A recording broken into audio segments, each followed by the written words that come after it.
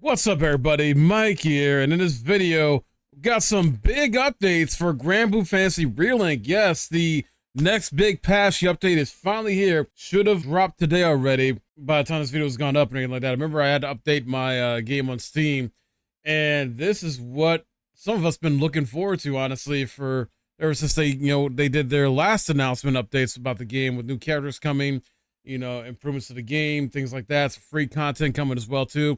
So we're going to dive into all that, some of the patch notes as well, too. Probably won't go over all the patch notes, but at least want to go over some of the stuff.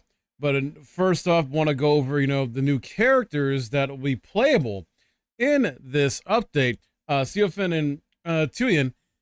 So these are new unlockable characters. You would unlock these characters, like you normally do, basically by obtaining crewmate cards in Granblue Fantasy Relink, which can be found in the new quests as well for these characters. You can collect 3 Supreme Weapon Essences to trade for a special crewmate card. Use this card to unlock an Eternal. I like how they do this artwork here. It looks all nice and fancy too. It's enticing. Yeah, the quests here, Gulp, so these are the rumored monsters and Lockhorns, apparently. Find Revenant medallions to trade for Supreme Weapon Essences. New Fate episodes has been added too for the new playable characters as well. So you got the Fate episodes for Tuyen and Seofens. The main story is not over yet. Find out what in the skies brought 2 Eternals to Sagagan. Next up here, we got the unique skills for both characters. First, going over Seofen here with Spirit Edge's Rally. Boost Sword's Shine level whenever Seofin activates a skill while an avatar is summoned. Then you got Spirit Edge's Fury, boost attack power, stun power, and damage cap while an avatar is summoned. Next, 7-star Boundary, I believe. Yeah. Sets match XP to 45,000 in exchange for a boost to attack, power, and damage cap. And then lastly, for this character, Spirit Edge's Warpath grants temporary buffs to Seofin whenever he and an avatar land a finisher together. That's freaking dope. Next up here to the right, Tuyen's, we got Dark Huntress of Volley. Grants enhanced damage and a chance to gain supplementary damage when using fully charged multi-lock hail at max ultra sight level, apparently. Then Dark Huntress's Surge boosts rate of fire for Tuyen's normal attacks and move speed when shooting her bow. Third, you got 2 Crown Boundary. Sets max XP cap to 45,000 in exchange for boost to attack power and damage cap. So the same thing as Seofin there for the third ability. Last one for her, Dark Huntress Warpath. This is going to be probably similar to, charge attacks have faster charge, more damage, and more stun power. They also inflict a random debuff. Wait, that's actually different. That's actually different from Seofin's there, but that's really cool. All right. You got other new sigils here too with the Crabmeration. Raises trait level based on weed pincers rescued, increases HP. You got Greater Aegis, greatly raises maximum health in proportion to your current maximum health. Auto Potion automatically uses a potion when HP drops below a certain threshold. Disabled when using assist modes. Increases the stock of all recovery items by 1. But wait, there's more apparently. 19 brand new character unique sigils are on the way too. That's exciting. You got an update to the sigil transmutation. So transmute up to 30 sigils at once now. That's going to make life a lot easier. Nice quality life change there.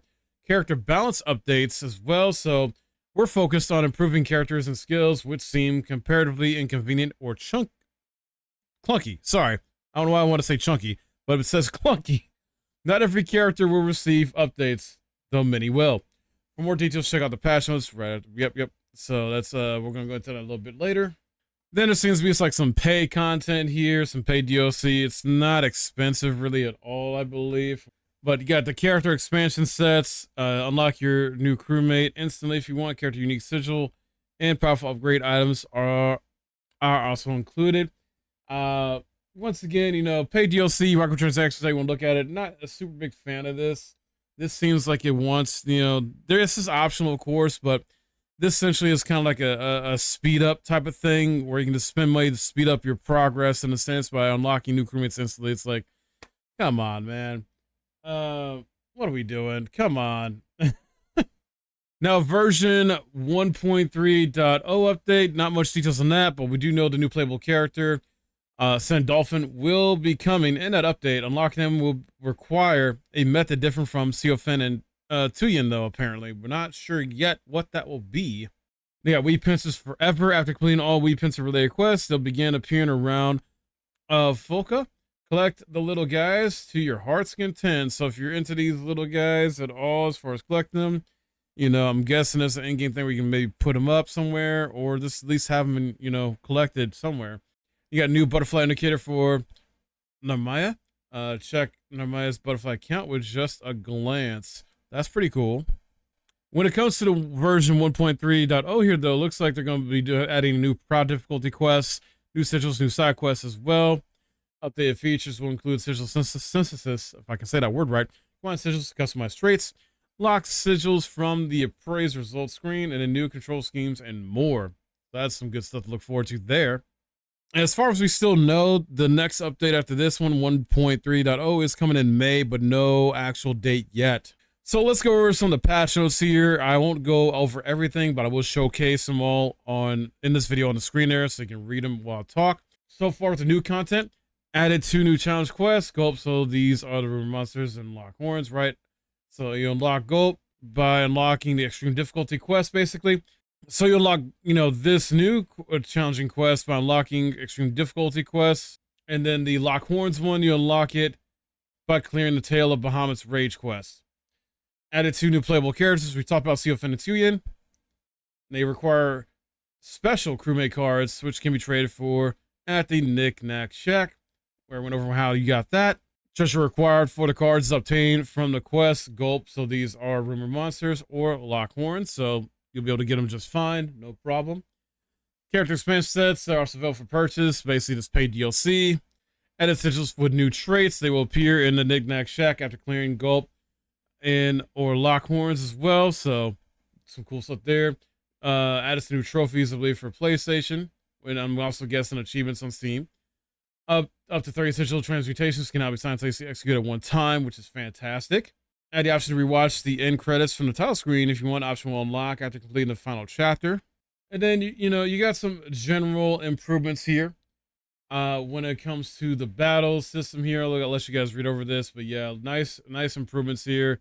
With, you know, increase the risk of stun damage of the foes, improve visibility on some things, you know, loving this overall. They are committed to improving this game over, you know, improving this game all the time, I should say, not over, but, you know, just steadily working on it, not going to give up on it for a while here.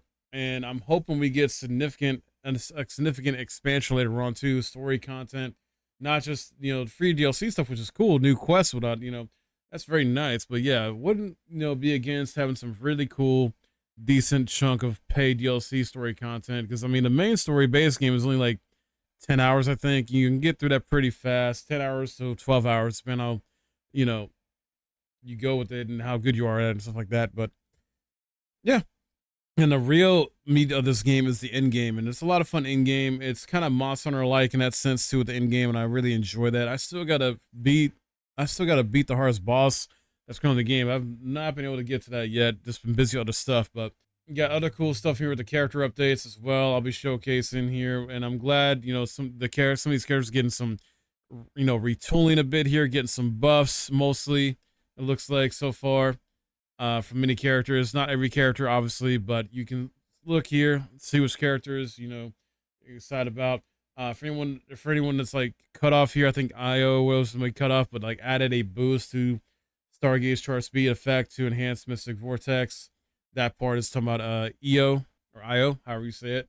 And then of course you need to stop the video to read these as well. Another one here coming up here that's where it's kind of weirdly cut off when I was trying to like get an image of this is id. But where it says here, environmental factors like strong winds and ground tremors should no longer move. God might, well, rapidly pressing in God might.